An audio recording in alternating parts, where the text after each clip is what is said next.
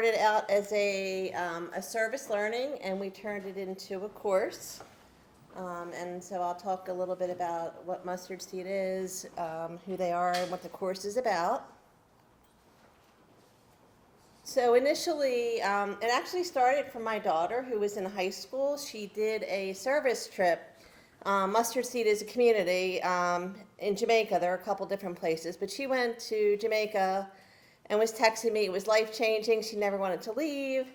So I started talking to the teachers that she went to. I'm like, can I be a chaperone? And they're like, oh, you teach nursing. They have medical mission trips, so why don't you go there and do that? So that's how it started. So 2 faculty members, I went with someone else. We kind of did a needs assessment to see how it could be incorporated into our program.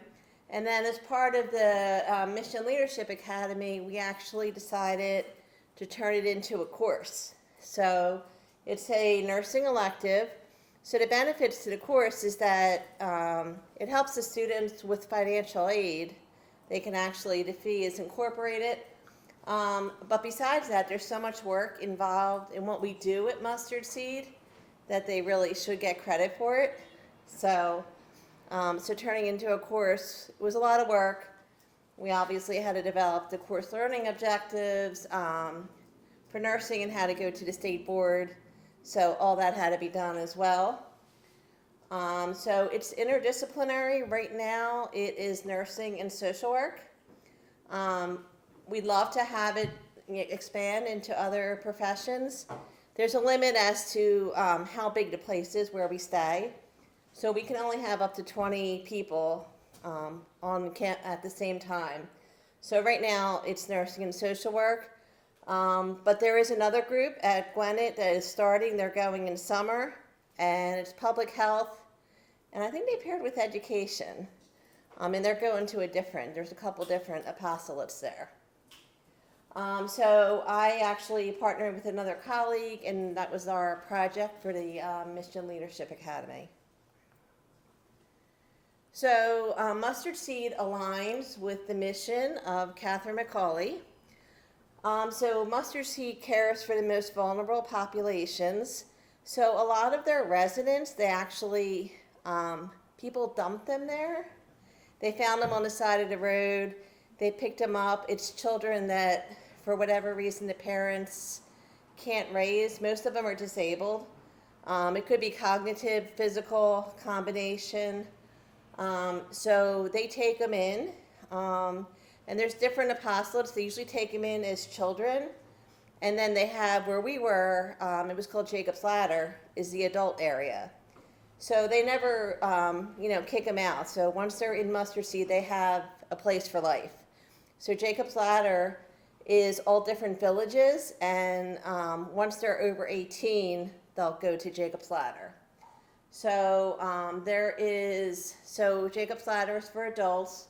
There's also a place for mothers, victims of violence and trauma. Actually, public health is going there. It's called Mary's Child. So they care for women, children, the earth. They actually have their own agriculture. They try to be self-sufficient because they get very minimal government funding. So they have animals, like a slaughterhouse they sell. They have farming. They plant all different kinds of fruits, vegetables, and then they try to be self-sufficient in feeding the residents with their own resources as much as possible. Immigration, so obviously these are all Jamaicans, but Mustard Seed actually just rescued 59 children from Haiti that were in danger. They were in a very similar community, similar to Mustard Seed. I forget the name of it, but they went in there, and it was like a huge mission. They got them out, and now they're actually at Jacob's Ladder, even though they're children. So because they had nowhere else, they had this village that nobody was actually in yet because it was being refurnished. So 59 children are there now. So they align a lot with the Mercy Mission. So we wanted to do something that was sustainable. So we have other mission groups at Gwinnett. Nursing has gone into the Dominican, and they've seen people, and we've given medication and things like that. But what they felt was that it wasn't sustainable because the people were making up ailments, because who doesn't want Tylenol in their house or whatever? So they were saying, I have a headache, I have a sore throat, just anything so that they would get medication. And then you would never see these people again. So we go in there and we educate the caregivers. So then the caregivers have this education, they're passing it on. So it's kind of a way to be sustainable. And we also are trying to go to the same place.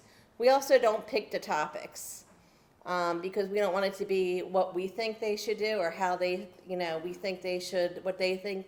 It's kind of, they do a needs assessment. So it's the administrators of their nursing. Their staff, they call them nurses. They're kind of like nurses' aides. And then the nurses are kind of the administrators.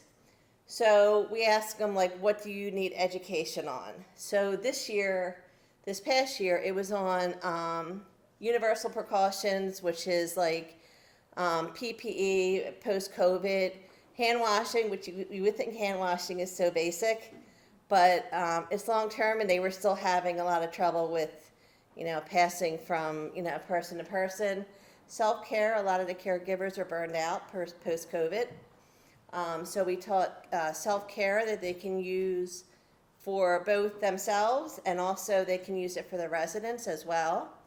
And then de-escalating aggressive patients.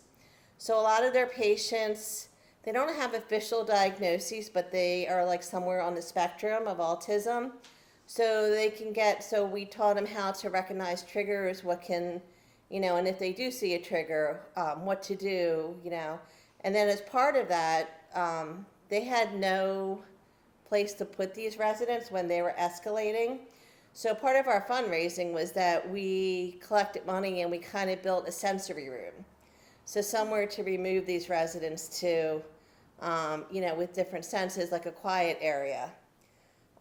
Because unfortunately, culturally, they were just removing them and putting them almost in like this, it looked like a closet.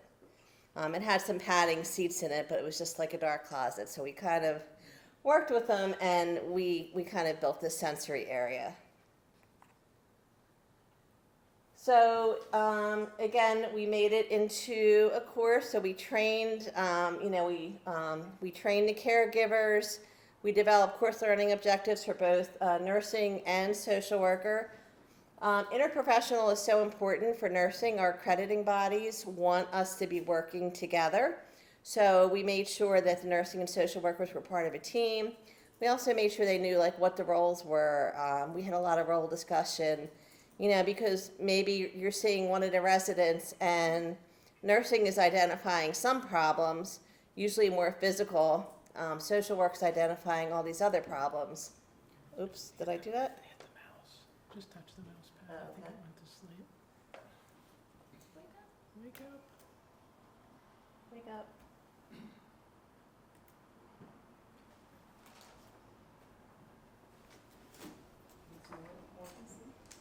You can keep talking if you know what's on Is your there a notes. blank screen button on the clicker? Oh, This one? try it. Wait, something happened. No? There it is. Okay, I can fast forward from here.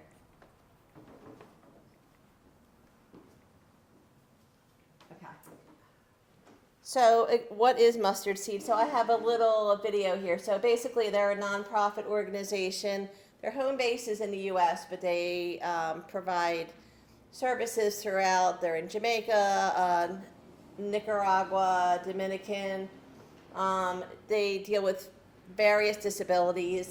Some of the apostolates are HIV. Some of them are cognitive. There's a lot of like cerebral palsy, autism, and then the mothers in crisis. So let's see if I can, this little video. This is Monsignor Gregory, who is the founder of Mustard Seed. It just explains a little bit about their seeing if it works.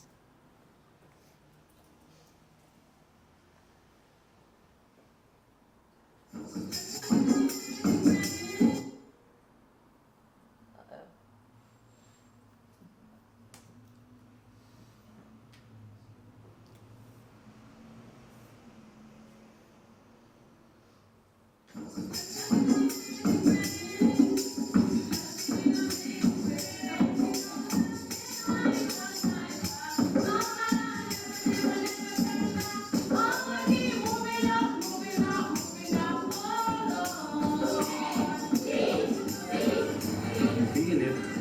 Feel it very smooth. Ready? More.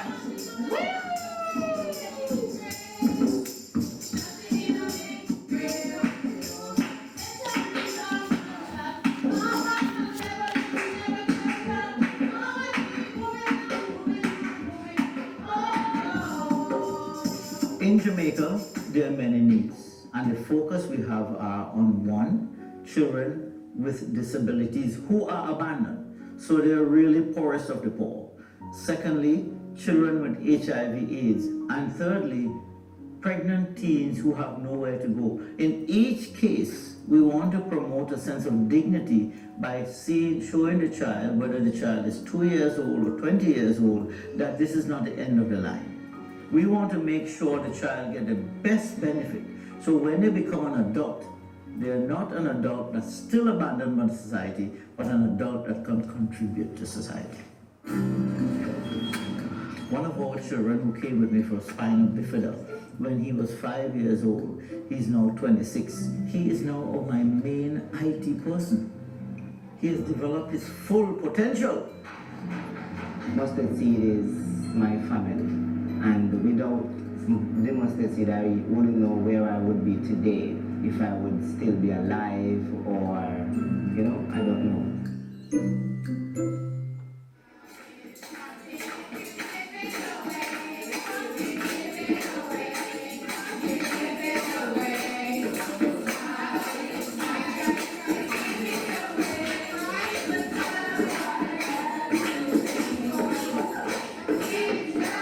Working through everyone here, and it's through the kids, and it's been incredible just to see Christ in the kids, to see Christ in their eyes when they look at you.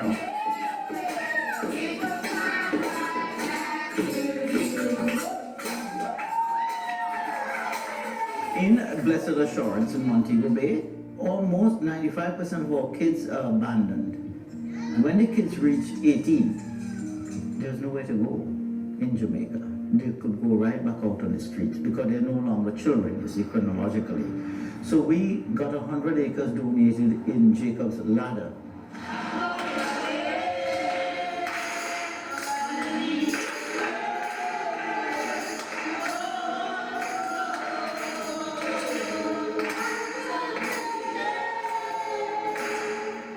This Jacob's Ladder is it for them. Where you and I could leave and go home, these residents, this is their world, this is their life until they die. So we are trying to provide all the different facilities, needs. Because of the improved care that they're getting, they're actually living longer. So we have residents who are in their 40s and their 50s who are living with us. Even the HIV and AIDS kids are living longer. So we have to provide for them. They're with us from the cradle to the grave.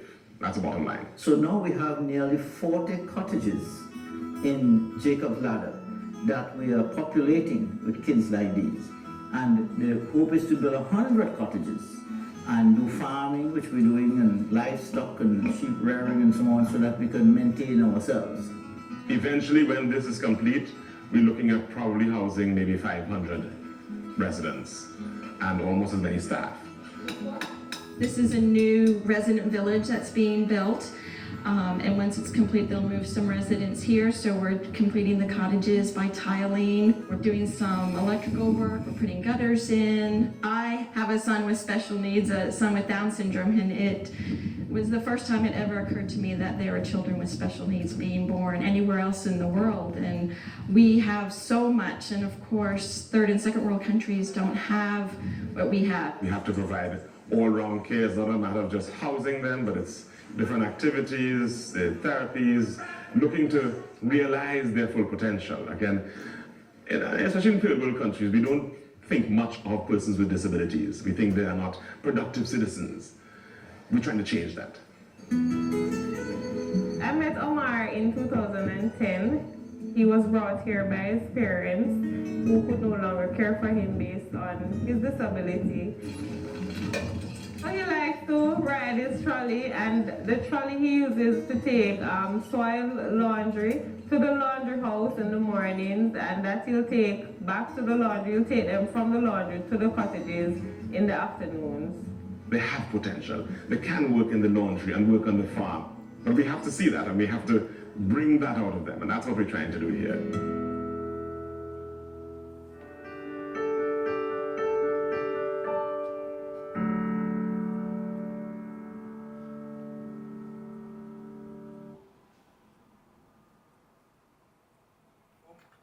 So that was Jacob's Ladder, and that's obviously finished now.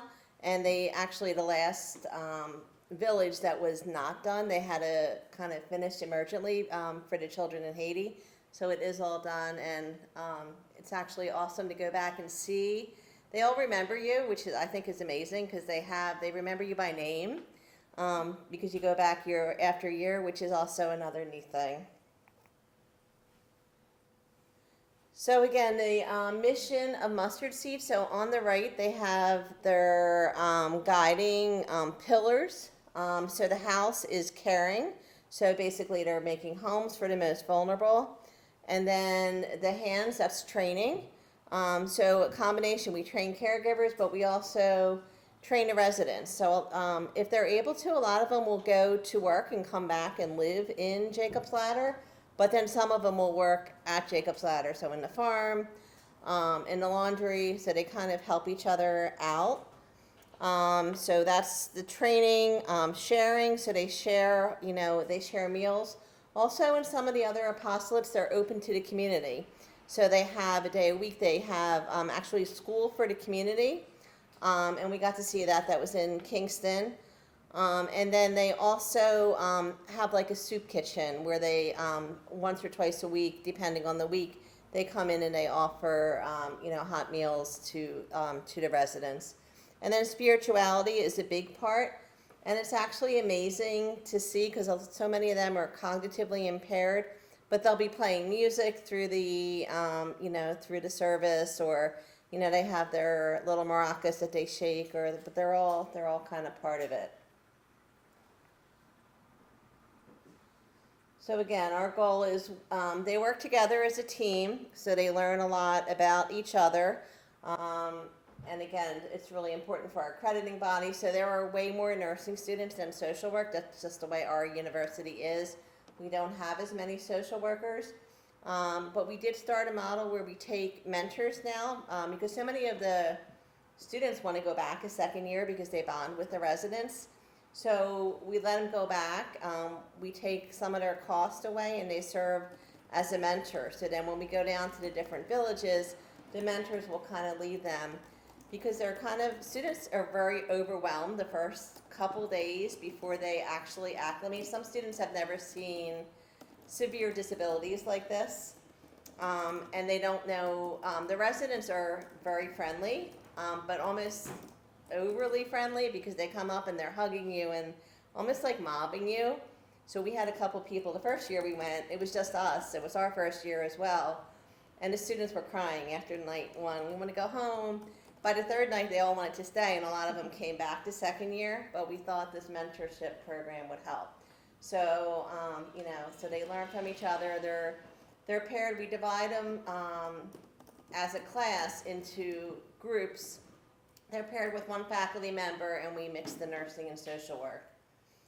So, it teaches them how to be collaborative.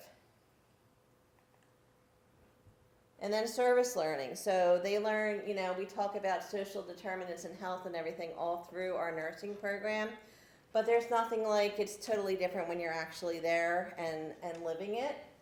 And they're learning from the residents. I feel like we get so much more from the residents than we actually give.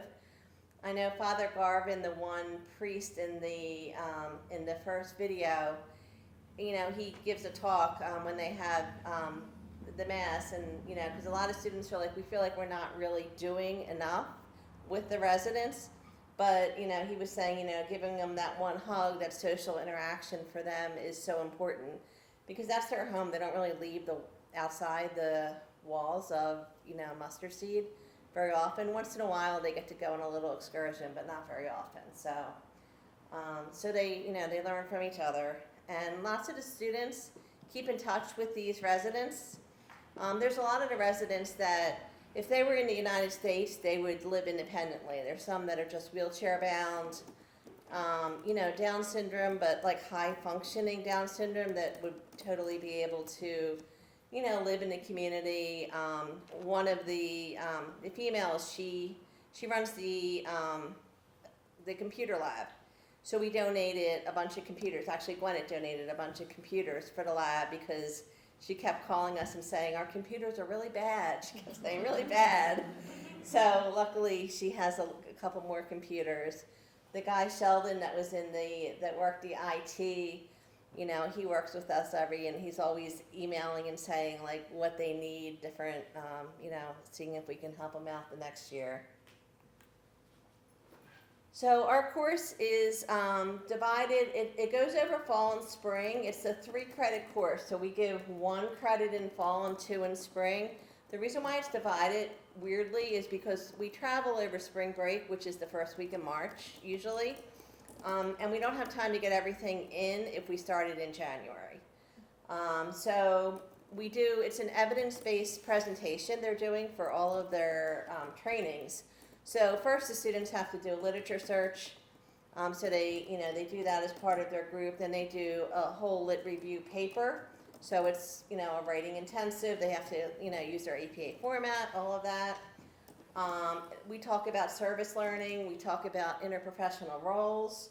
We talk about the Mercy Mission and how we incorporate that into Mustard Seed. Talk about culture, how their culture, both the caregivers and the residents, are different, and how we're respectful of the, you know, the differences.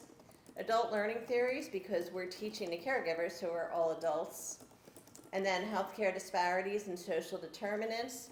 Both, we compare and contrast the U.S. to Jamaica, and then global health and social justice. And then they make these presentations. So they present them first to each other and are critiqued. Then they present them to Jamaica several times. We do all different, because caregivers, like typical nurses, they do shift work. So we try to meet all of them, and they can't all come at the same time because somebody has to care for the residents. So we probably do it, you know, a couple times a day for several days to try to get as many, you know, residents as possible. And then when they come back, they also present at the University Research Conference. So it's a professional presentation as well. So this is just a picture of one of the groups after one of the presentations. So this is, we try to make everything hands-on. The caregivers are really receptive. Some of the things, you know, they bring, they were making here different things for sensory disorders. So where they were trying to keep a patient or a resident in mind as they were making these things. Again, we did caregivers, so we try to act out different scenarios and try to make it as interactive as possible. Besides that, we do a lot of social interaction. The residents, basically, the caregivers are caring for them, but there's only so many caregivers. And so we do things like dance parties, we do games, we play bingo, we have spa days, we do manicures, pedicures. We had a field day where we had like a red and blue team. But, you know, we kind of modify it because obviously a lot of the residents are, you know, unable to do, you know, everything. What else do we do there? We have a talent show. So the students have their talents. Some of them are very talented. Some of them just made up different, you know, different things to do. And then they incorporate the residents. The residents the residents there really love music and dancing. So anytime you can incorporate music and dancing, this little guy here is Jimmy, and he was the cutest. He would just, you know, He never didn't have a smile on his face, and he would just like dance 24/7. So, so they were some of the things we did interacting. We also go into, I have another slide for that, I'll show you. Prayer. So they have a prayer service daily that you can go to. Sunday, obviously, they have Mass. That's Father Garvin, the one that was in the video. And the residents go as well. And then they have Thankful Thursday, where lots of times they'll have volunteer groups from all different apostolates, and they all come together at Jacob's Ladder on Thursday. So we get to meet everybody, and they have a little social afterwards. And then lots of times, so that group will stay at Jacob's Ladder, and then we go out. So on that Thursday, we went out to Kingston, and we did a blood pressure screening, so like a community outreach blood pressure screening for Kingston. We also incorporated like wellness for both the caregivers and the residents. So this was like a student-led yoga. So obviously it has to be accessible, so different residents can obviously only do certain things, but they all really enjoyed it. So we had a couple yoga sessions. And then music therapy. So like I said, they all liked it in the big activity room. But then before dinner, this was like a little gazebo area, and it was the coolest spot there. So we all tended to migrate towards it because it was so hot there. And people would just like start, singing, and they would hear music playing, and all the residents would just start coming. The ones that were able to walk, obviously, would start coming up to the gazebo and join in. So it was nice. And then again, we helped them with different activities, so whatever kind of assistance they needed. Every day, too, the students would be divided. So this is like their main activity area, but there were 3 main villages. So we sent students down every day for all the meal times. So they would help with like breakfast, lunch, and dinner. So some residents needed to be fed. Some had tube feedings that the students could help with, and some were independent, and they really just needed to be handed their food. But they would help with the physical as well. So they went down to each village. They would help with all the meals. And then this was any residents that could. This was like a common area, and they would have different activities planned. We actually took residents out too. We took them to the beach. Not all of them. So the caregivers would identify it's like so many residents, and then they would try to rotate it. And believe it or not, even though they lived in Jamaica, some residents never saw the ocean.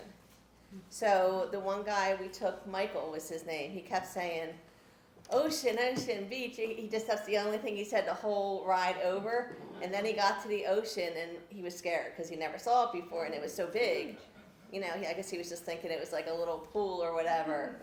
And he was afraid, so finally the students got him to sit at the very end, and he was kind of like playing in the water. So that was, but he still remembers that. Like when we came back the next year, he remembered ocean, beach. So that was like a big thing for him. We took some residents to the grocery store. So some of the more independent residents have their own cottages, and they can kind of, have some of their own groceries. So we gave them a set amount, so the students had to. It's a little bit hard because there's obviously a different currency. So we gave like each resident $50, and I think we did it for like 6 residents. And so the students had to figure out, what they, try to get the resident to make good choices. The first year we went, we had problems. This one female resident wanted like this glitter cell phone case. She didn't even have a cell phone though. It was just glittery and pretty, and she wanted it.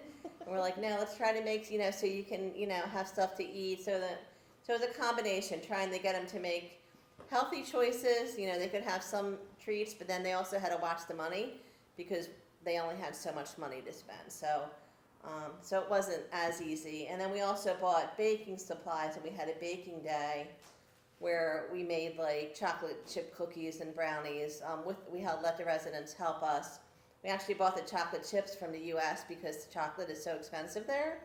So we bought like the huge bag from like our Costco and made chocolate chip cookies. And then the students went, they had it in one common room, but then they brought it down to the residents that weren't able to come up as well. So students worked also in a clinic. They were all assigned different groups. They would do blood pressure screenings, blood sugars, and then we do the community outreach day in Kingston, and that's where the community residents and the caregivers as well could get their blood pressures done and get a free meal and everything as well. And then debriefing is a lot of students had a hard time coming back and just realizing like how different it is from, all the resources that we have that they don't have.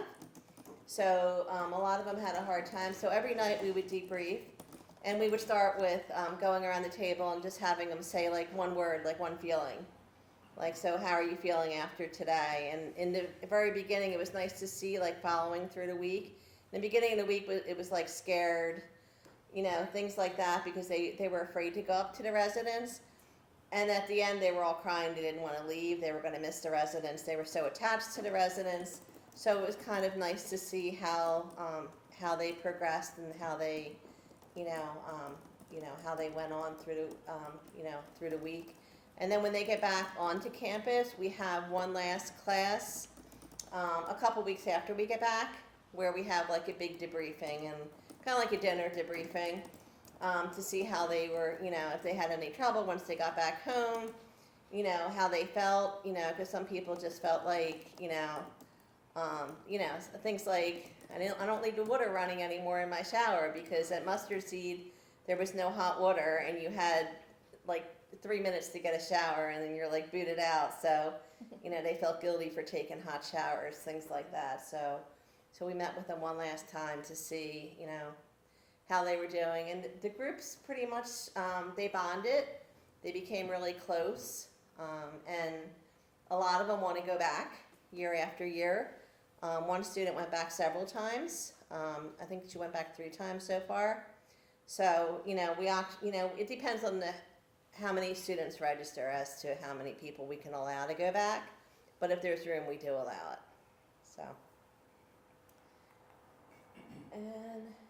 So that was the timeline. So I talked about how it goes over 2 semesters. We also do a lot of fundraising. So the course has an embedded travel fee in it, enough to cover airfare, and Mustard Seed charges $950.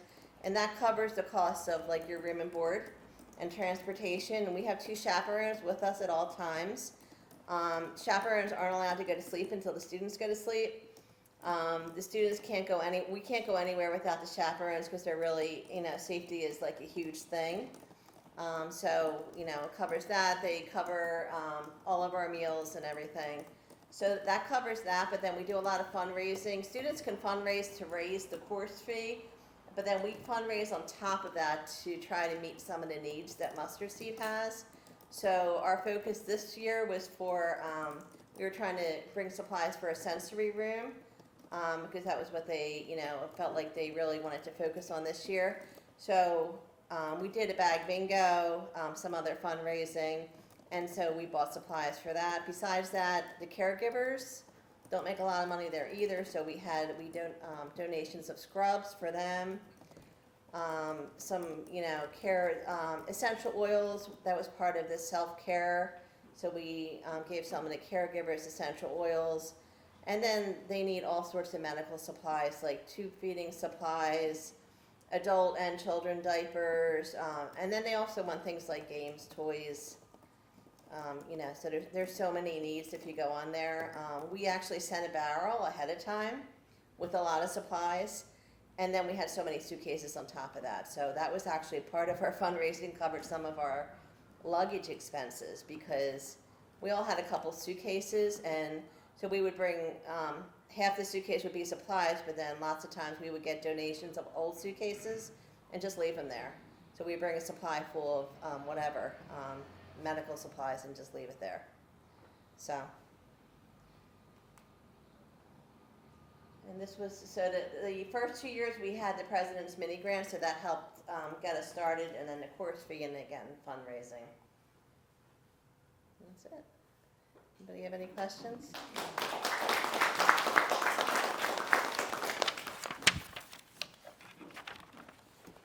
Yeah. I was just wondering, you said that students can come back a second time if they need room, so I was just kind of wondering in terms of the nitty So it runs every year. Travel is over spring break. So they know the dates every year. So if they come back a second time, they don't sign up for the course. They'll just be a mentor. So they won't do the whole service learning. I mean, they won't do the whole project, the evidence-based research. They don't have to do the lit review and everything again. So they'll just come in purely like a service learning trip. Right, but how many students do you normally have? So we like to have, there's 3 villages. So we try to have one mentor for each village, and then we rotate them. So then they'll go down with the group of students. So one group will go, and they rotate, and then they that keeps the students from like being afraid to do what needs to be done. So then the mentors will be like, can you go help this person eat? Can you go? They kind of just direct them, and then we kind of rotate through, to see if there's any problems or whatever. Or sometimes we have to meet with administration while they're doing that. So, so basically 3 mentors. If more want to come, it really depends on how much room there is. We can take about 19 people. It's the bus, so we sleep in they're kind of like dorms. There's a male and a female side. Although last year we didn't have any males, so it didn't really matter. But if there is a male, if there are more males, then we just have to even it out. And then there's a faculty quarters, and there's a couple little rooms, but they're bunk beds. They're no air condition, no so it's kind of roughing it. But and Kathy, some of the ones who go back are alums, right? we had one alum, so we actually a social work alum, Brianna. She's gone back 3 times, and so she's kind of like in between faculty. I don't know what we call her, but she's very committed. She talks to them. They call her. We had to tell the students, please don't give out your phone numbers.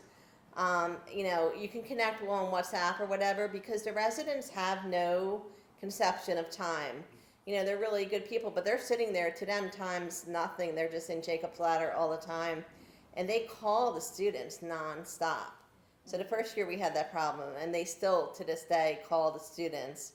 And it's not that they don't want to talk to them, but these students are working, they're in school working, they have lives, they can't, and then the residents will get upset. You don't want to talk to me.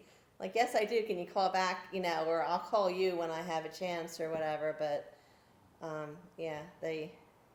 so we told them WhatsApp, email, try not to, it's better if you don't give your personal phone number out, just because they don't stop.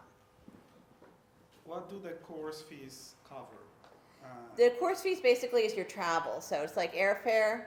Airfares, last year it was close to $700 per person, like round trip, to Jamaica. And then Mustard Seed charges $950 per person, and that's like room and board and transportation. So.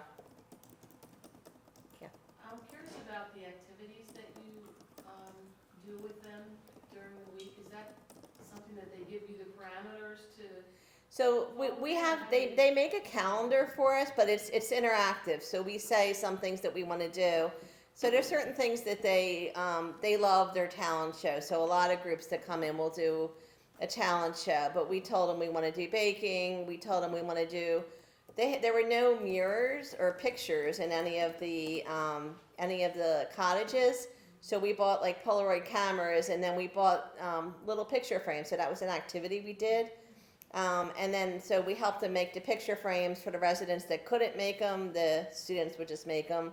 And then we went around taking pictures, and they all got like a picture hung in their, in their little cabin or whatever. So but we kind of say what we're thinking of, and then they'll tell us if it's like feasible or not feasible. But we go through the whole calendar with administration. We meet with administration several times in the fall and the spring before we go to go over our planning and what we're thinking and what they're thinking, and then we come to like a mutual, yeah. You may have said this, but so forgive me if you did. But how many total students have participated, and how long has it been since this was initiated? So this is the 3rd year. So I went so the very first time I just went with another faculty member, and it was just kind of like a needs assessment to see like, what it was like, if it would be good for students, what, if it was safe, all that kind of stuff. And then, so the first year was COVID. Everything was planned, ended up being a virtual. We still did a presentation and we did fundraising and sent them supplies. But then the following year after COVID was the first time we actually went. So the first year, they had to wear masks and everything like that. So that was, a little bit of a pain. They had to send, before we went home, they had a doctor come to the mustard seed site, and then every student had to be tested. And then we were sitting there like, oh no, if somebody tests positive, who's going to stay with them? Because we couldn't just leave the students there. Luckily, nobody did. So we all got to go home. So the first year was not spring break. It was like in summer, because they opened it up, I think in April, and then we went like in May. And then after that, then we went 2 spring breaks. So. And how many students total have participated? So there can be 19 each time. So that's basically, the dorms can actually hold 24, 12, and 12, but the bus can't. And then with all our luggage and all, so they told us to limit it to 19. And that counts, we count as well. Got it. So, yeah. Thank you. What was the process like working with the nursing state board? Was it easy to get this approved, or? So it's a nursing elective. And it was actually, it met a lot of the requirements, like the social determinants of health, culture, interprofessional collaboration. So a lot of the things they were looking for. So it really wasn't that hard to get it approved. They were doing literature searches. So there was so much that the state board actually liked when they saw the course. It still was time consuming just because everything is slow going through the state board. But so the first year we went was purely service, and then it was the second time was the course. So. You mentioned that you mixed together the nursing and the social work students, and you showed a picture of the students and mentioned that they are doing blood pressure checks, etc., that public health is coming. So what are you having the social work are public kind health of like, students so they do? go around and they kind of like, so a nurse will be paired with a social work student.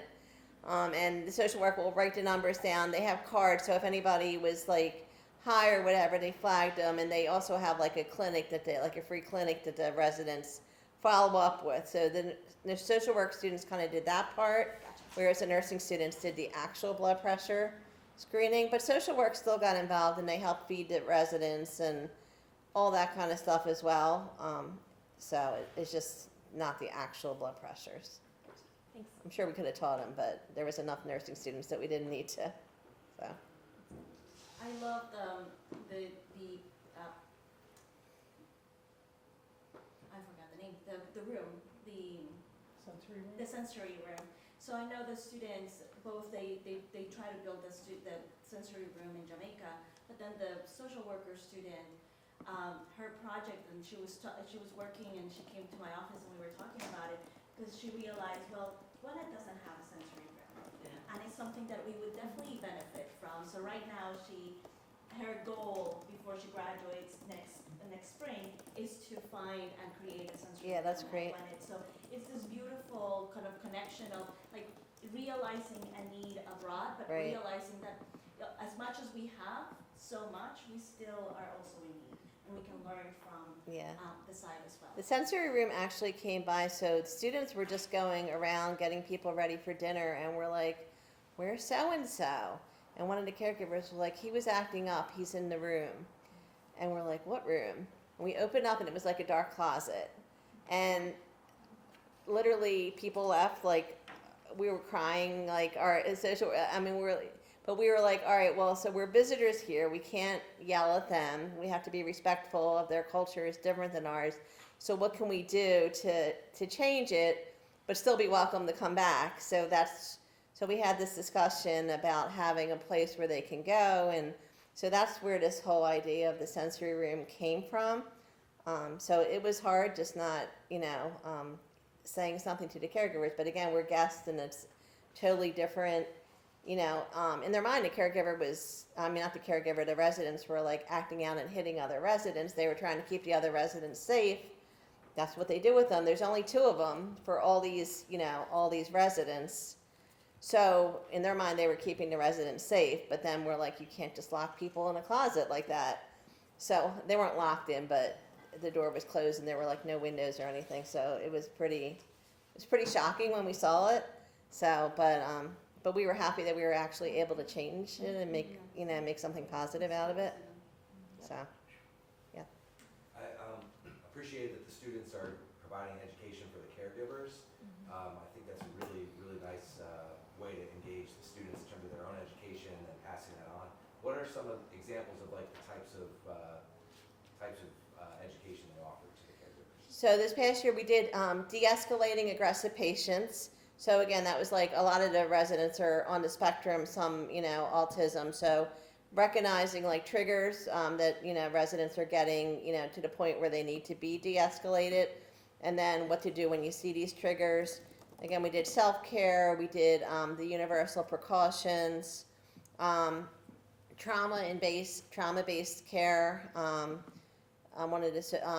Janice, our social worker, started that with, nursing and social workers. Trying to think what else. We did different versions of self-care a couple times because the caregivers really liked that and wanted us to do it again. And every year, so we ask them to think. And then during our debriefing, we try to think about, what if they see any needs, because we can propose different things, but we really want administration to what they need the most, because they don't have the facilities to send their staff to in-services or anything. So we're basically it. I mean, not just us, there's other medical groups as well, but, so we are the education for them, so. Kathy, I teach with you, but I don't know this. So could you do all three of you actually get paid for the course? We do. You do? We You do. don't have to share the. So we all do, because we all teach different parts of the lecture, but then we divide into groups and then we mentor the students. So like my group this year was the universal precaution group. So I would meet with these students weekly and we would work together on the project as well. So in addition to like the lecture, the physical parts of the course, we also worked independently with this group of students, like one-on-one. Or not one-on-one, like it was like 3 students per one faculty, but we worked with them as well. So, so we it's all. not like independent study, you actually get it as a. We got paid for 3 credits, yeah. Awesome. So I didn't know they did that. with that, so you said that it was 1 credit fall, 2 credit spring. So did you meet weekly? Like, what is the actual? So the class? actual course was every other week. Okay. And we started even though it was a fall and spring, we started in October. And then we ended in April. So it wasn't the whole semester. So we gave enough time, we needed enough time in fall to do the lit review, to get stuff going, because by the time we went for Christmas break, we wanted to send the poster out for printing. So that was our goal in fall, and then in spring we try to focus on, and we also did a lot of the fundraising. The fundraising was pretty much outside the class. We would talk about it a little bit, like after class, but that was like, it was in addition to the class. And how long were the class meetings? So it's 3 hours. Yeah.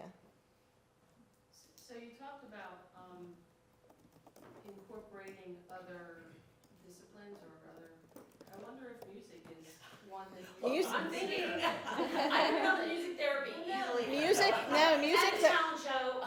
Music therapy would be great, yeah. Liturgy, we got it all covered. No, music therapy would be great. So the problem is we're limited to the numbers. So we don't want to open it up and then say, well, you can only send 2 students. So that's why public health started their own, but we could definitely have, music as well. Social work, it's not a 50-50 at this point, just because we don't have that many social work students. Or maybe it's every other year where you have music and then. Yeah. Right, or if there's a couple, like I said, there's not, so maybe we do it 50-50 and it be social work and music on 50, and then the other 50 be nursing, so that would work as well.